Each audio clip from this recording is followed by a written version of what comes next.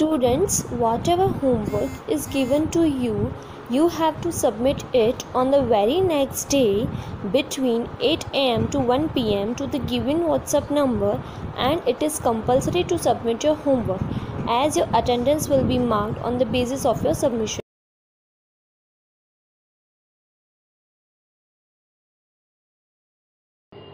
नमस्ते बच्चों, आज हम पढ़ेंगे हिंदी निबंध मकर संक्रांति। मकर संक्रांति का त्यौहार हिंदू धर्म के प्रमुख त्योहारों में से एक है।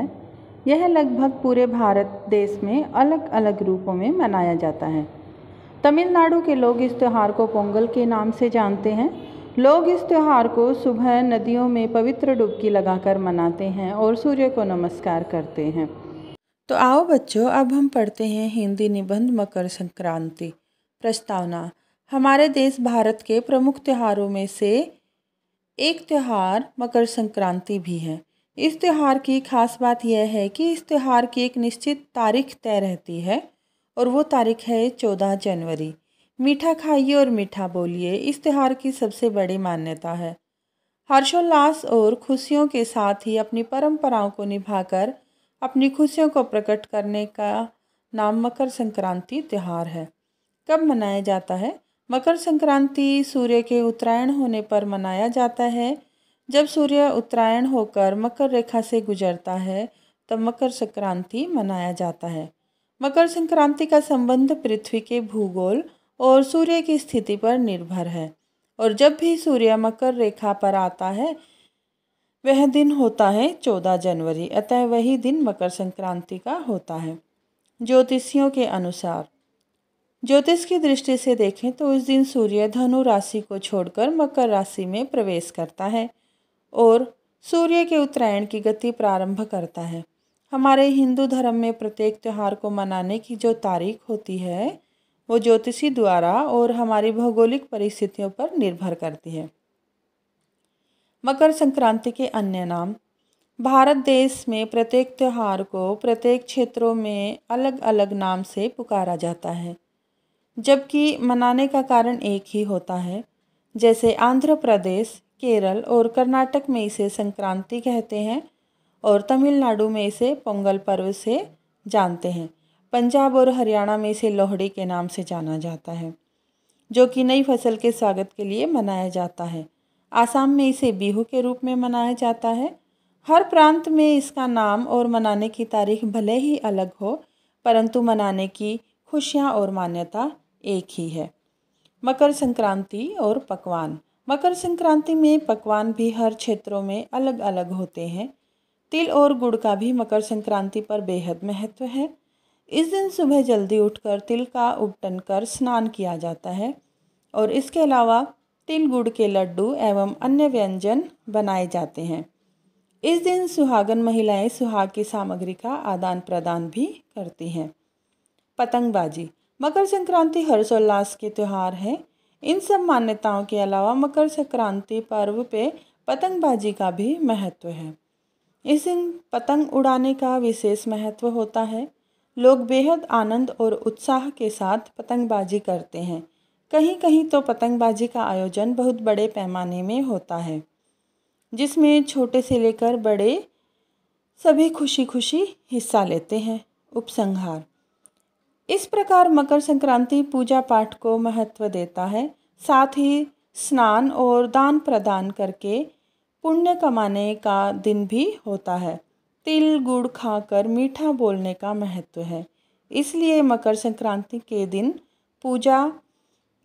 पूजा पाठ, दान, स्नान और पतंगबाजी का महत्व है। इसलिए कहा भी जाता है कि मीठा मीठा खाइए हर और मीठा मीठा बोलिए। नमस्ते बच्चों, आज हम पढ़ेंगे हिंदी निबंध विज्ञान के लाभ हानि। आधुनिक युग में विज्ञान के नवीन आविष्कारों ने विश्व में क्रांति सी ला दी है। विज्ञान के बिना मनुष्य के स्वतंत्र अस्तित्व की कल्पना असंभव प्रतीत होती है। विज्ञान की सहायता से मनुष्य प्रकृति पर निरंतर विजय प्राप्त करता जा रहा है। आज से कुछ वर्ष पूर्व विज्ञान के आविष्कारों की चर्चा से ही लोग आश्चर्यचकित हो जाया करते थे, परंतु आज वही आविष्कार दैनिक जीवन का अंग बन गए हैं। तो आओ बच्चों, अब हम पढ़ते हैं हिंदी निबंध विज्ञान के लाभ और हानि। विज्ञान का अर्थ है विशेष ज्ञान। मनुष्य ने अपनी आवश्यकताओं के लिए जो नए नए आविष्कार किए हैं वे सब विज्ञान की ही देन है। आज का युग विज्ञान का युग है। विज्ञान के अनगिनत आविष्कारों के कारण मनुष्य का जीवन पहले से अधिक आरामदायक हो गया है। मोबाइल, इंटरनेट, ईमेल्स, मोबाइल पर 3G और इंटरनेट के माध्यम से फेसबुक, ट्विटर ने तो वाकई मनुष्य की ज़िंदगी को बदल कर ही रख दिया है। जितनी जल्दी वह सोच सकता है लगभग उतनी ही देर में जिस व्यक्ति को चाहे मैसेज भेज सकता है, उससे बातें कर सकता है, चाहे वह दुनिया के किसी भी कोने में क्यों न हो। यातायात के साधनों से आज यात्रा करना अधिक सुविधाजनक हो गया है।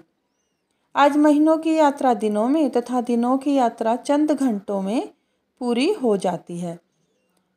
इतने द्रुत गति की ट्रेनें, हवाई जहाज यातायात के रूप में काम में लाए जा रहे हैं। दिन ब दिन इनकी गति और उपलब्धता में और सुधार हो रहा है। चिकित्सा के क्षेत्र में भी विज्ञान ने हमारे लिए बहुत सुविधाएं जुटाई हैं। आज कई असाध्य बीमारियों का इलाज मामूली गोलियों से हो जाता है। कैंसर और एड्स जैसी बीमारियों के लिए डॉक्टर्स और चिकित्सा विशेषज्ञ लगातार प्रयासरत हैं। नई नई कोशिकाओं के निर्माण में भी सफलता प्राप्त कर ली गई है। सिक्के के दो पहलुओं की भांति इन आविष्कारों के लाभ हानि दोनों हैं। एक और परमाणु ऊर्जा जहां बिजली उत्पन्न करने के काम में लाई जा सकती है, वहीं इससे बनने वाले परमाणु हथियार मानव के लिए अत्यंत विनाशकारी हैं। अतः मनुष्य को अपनी आवश्यकता और सुविधा अनुसार मानवता की भलाई के लिए इनका लाभ उठाना चाहिए, न कि दुरुपयोग कर इनके आविष्कारों पर प्रश्न चिन्ह लगाना चाहिए। नमस्ते बच्चों, आज हम पढ़ेंगे हिंदी निबंध राष्ट्रभाषा हिंदी। राष्ट्रभाषा का अर्थ है समस्त राष्ट्र में प्रयुक्त भाषा। भारत की राष्ट्रभाषा हिंदी है। हिंदी भारत में सबसे ज़्यादा बोली जाने वाली भाषा है। हिंदी भाषा बोलने में सबसे आसान भाषा है, क्योंकि जो हिंदी में लिखा जाता है वही बोला जाता है, जबकि अन्य भाषाओं में ऐसा बिल्कुल नहीं होता। तो आइए अब पढ़ते हैं निबंध राष्ट्रभाषा हिंदी। भूमिका। राष्ट्रभाषा का अर्थ है राष्ट्र की भाषा, अर्थात ऐसी भाषा जिसका प्रयोग देश की हर भाषा के लोग आसानी से कर सके, बोल सके और लिख सके। हमारे देश की ऐसी भाषा है हिंदी। आज़ादी के पहले अंग्रेजी सरकार ने अंग्रेज के माध्यम से सारा काम चलाया, किंतु अपने देश में सबके लिए एक भाषा का होना आवश्यक है। ऐसी भाषा जो अपने देश की ही हो, वह भाषा केवल हिंदी ही है। विशेषताएं। हिंदी को संस्कृत की बड़ी बेटी कहते हैं। हिंदी का प्रमुख गुण यह है कि यह बोलने, पढ़ने, लिखने में अत्यंत सरल है। हिंदी के प्रसिद्ध विद्वान जॉर्ज ग्रियर्सन ने कहा है कि हिंदी व्याकरण के मोटे नियम केवल एक पोस्ट कार्ड पर लिखे जा सकते हैं। संसार के किसी भी देश का व्यक्ति कुछ ही समय के प्रयत्न से हिंदी बोलना और लिखना सीख सकता है। इसकी दूसरी विशेषता है कि यह भाषा लिपि के अनुसार चलती है। इसमें जैसा लिखा जाता है वैसा ही बोला जाता है। इसकी सबसे बड़ी विशेषता है कि संसार की लगभग सभी भाषाओं के शब्द इसमें घुल मिल सकते हैं। कुर्सी, अलमारी, कमीज, बटन, स्टेशन, पेंसिल, बेंच आदि अनगिनत शब्द हैं जो विदेशी भाषाओं से आकर इसके अपने शब्द बन गए हैं। हिंदी संसार के अनेक विश्वविद्यालयों में पढ़ाई जाती है और इसका साहित्य भी विशाल है। इसके अलावा हिंदी ने देश में एकता लाने में बड़ी महत्वपूर्ण भूमिका निभाई है। उत्तर से लेकर दक्षिण और पूर्व से पश्चिम तक भारत के अधिकांश विद्वानों ने भारत की एकता और अखंडता के लिए हिंदी का समर्थन किया है। बाधाएं। इतने अधिक गुणों से भरपूर होकर भी हिंदी आज अंग्रेजी के पीछे क्यों चल रही है? इसका सबसे बड़ा कारण है ऊंचे पदों पर बैठे व्यक्ति जो अंग्रेजी के पुजारी हैं। वे सोचते हैं कि अंग्रेजी न रही तो देश पिछड़ जाएगा। अंग्रेजी देश की अधिकतर जनता के लिए कठिन है, इसलिए वे जनता पर इसके माध्यम से अपना रौब रख सकते हैं। दूसरा कारण है क्षेत्रीय भाषाओं के मन में बैठा भय। उन्हें लगता है कि यदि हिंदी अधिक बढ़ी तो क्षेत्रीय भाषाएं पीछे रह जाएंगी। वास्तव में ये दोनों विचार गलत हैं। ऊंचे पदों पर बैठे अधिकांश हिंदी के माध्यम से देश की अधिक सेवा कर सकते हैं और जनता का प्रेम पा सकते हैं। आज अंग्रेजी क्षेत्रीय भाषाओं को पीछे धकेल रही है, जबकि हिंदी की प्रकृति किसी को पीछे करने की नहीं बल्कि मेलजोल की है। यदि हिंदी का विकास होता है तो क्षेत्रीय भाषाओं का भी विकास होगा। उपसंहार: भारत की भूमि पर जन्म लेने के नाते हमारा यह कर्तव्य है कि हम भारत की भाषाओं के विकास पर बल दें और हिंदी का विकास करके सभी भाषाओं को जोड़ने का प्रयास करें। तभी हिंदी सचमुच राष्ट्रभाषा बन पाएगी। तो आइए करते हैं कहानी लेखन। निम्नलिखित रूपरेखा के आधार पर कहानी लिखकर उसे उचित शीर्षक दीजिए और बताइए कि इस कहानी से क्या सीख मिलती है। तो आपको यहाँ पर ये संकेत दिए गए हैं।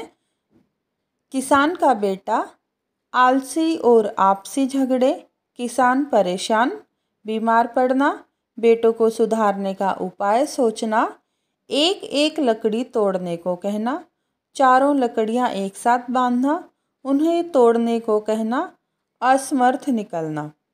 सूचनाओं को जोड़कर कहानी की पूर्ति करें। यानी आपको ये जो संकेत दिए हुए हैं इनको जोड़कर एक कहानी बनानी है। तो इस कहानी का शीर्षक क्या है? एकता में बल। किसी गांव में एक किसान रहता था। उसके 4 बेटे थे। वे चारों अक्सर लड़ते झगड़ते रहते थे। अपने बेटों के स्वभाव से किसान मन ही मन बहुत दुखी रहता था। सोचते सोचते वह एक दिन बीमार पड़ गया। अपने बेटों को सुधारने का उसने एक उपाय सोचा। एक दिन जब वह बिस्तर पर लेटा था तो उसने अपने चारों बेटों को पास बुलाया और उन्हें एक एक लकड़ी देकर कहा, इन्हें तोड़ो। एक एक कर उन चारों ने अपनी अपनी लकड़ी तोड़ दी। किसान ने मुस्कुराते हुए चारों को देखा। पिता की मुस्कान का अर्थ उन चारों की समझ में नहीं आया। अब किसान ने अपने पास से 4 दूसरी साबुत लकड़ियां और एक रस्सी निकाली। उसने अपने बड़े बेटे को पास बुलाकर चारों लकड़ियों को रस्सी से बांधने के लिए कहा। अब किसान ने उन चारों से उसे तोड़ने को कहा। उन सभी ने बारी बारी से उस लकड़ियों के गट्ठर को तोड़ने की कोशिश की, लेकिन कोई तोड़ न सका। किसान ने कहा, एकता में बहुत शक्ति होती है। यदि तुम लोग आपस में मिलकर रहोगे तो संसार में तुम्हें कोई हरा नहीं पाएगा। यदि आपस में झगड़ा करते हुए अलग अलग रहोगे तो कोई भी तुम्हारी आपसी फूट का फ़ायदा उठा लेगा। चारों बेटों ने अपने पिता से यह दावा किया कि वे अब कभी भी आपस में झगड़ा नहीं करेंगे और इन लकड़ियों के गट्ठर की तरह हमेशा मिलजुल कर रहेंगे। तो इस कहानी से हमें क्या शिक्षा मिलती है कि हमें आपस में मिलजुल कर रहना चाहिए। अब बच्चों, आपको एग्ज़ाम में कोई दूसरी कहानी के संकेत दिए जाएंगे और उन संकेतों के आधार पर आपको अपनी कहानी बनाकर लिखनी है।